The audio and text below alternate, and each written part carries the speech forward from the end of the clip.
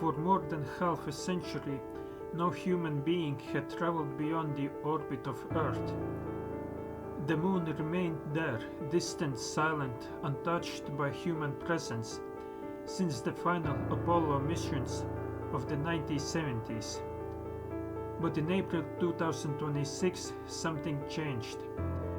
A spacecraft carrying 4 astronauts left Earth and journeyed farther than any humans had gone in generations. This was Artemis II, humanity's long-awaited return to deep space. And what happened during those 10 days was not just a mission, but the beginning of a new era. The mission, known as Artemis II, launched on April 1, 2026, as part of NASA's broader Artemis program, an effort to return humans to the moon and eventually travel even farther to Mars. Unlike the famous Apollo landings, this mission had a different goal. There would be no landing, no footsteps on lunar soil. Instead, Artemis II was designed as the test, a full-scale rehearsal to prove that humans could once again travel safely into deep space.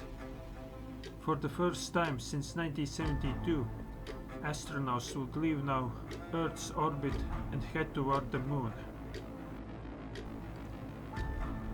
On board were 4 astronauts: Reid Wiseman, Victor Glover, Christina Koch and Jeremy Hansen, representing both NASA and Canada. Their spacecraft was called Orion. Unlike the capsules of the Apollo era, Orion was built for longer missions, deeper space and future journeys beyond the moon. It launched atop a space launch system, one of the most powerful rockets ever created, designed to push human exploration farther than ever before. Inside Orion, the crew prepared for a journey that will take them nearly 500,000 kilometers from Earth. But what made this mission truly unique was its path.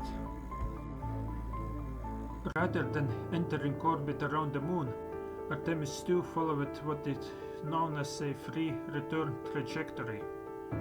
This meant the spacecraft would loop around the moon and use its gravity to slingshot back toward Earth, like a cosmic boomerang.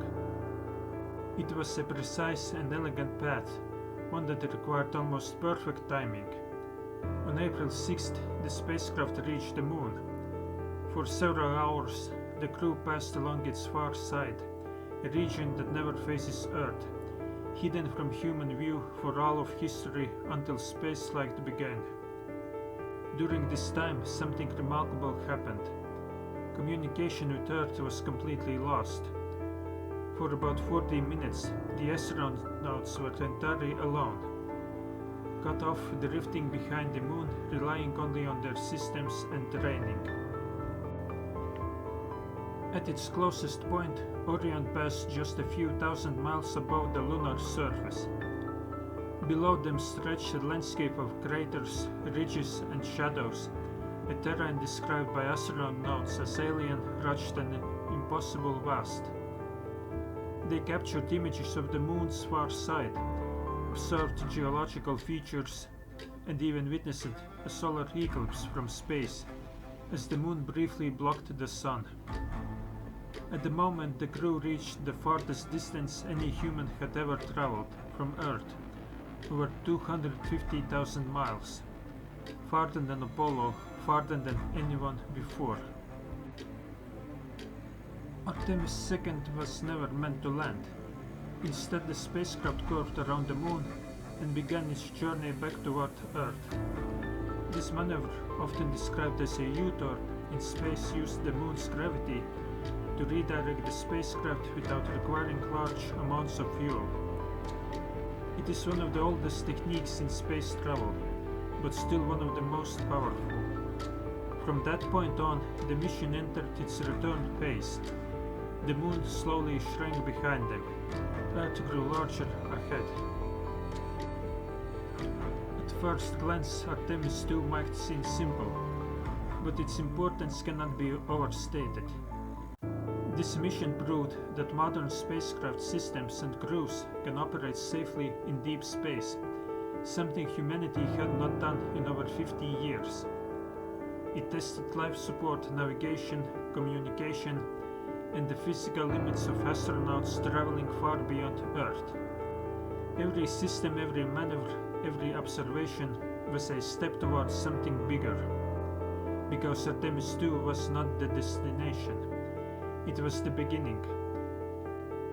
Future missions like Artemis III and beyond aim to return humans to the lunar surface and establish a long-term presence, and eventually to go even farther.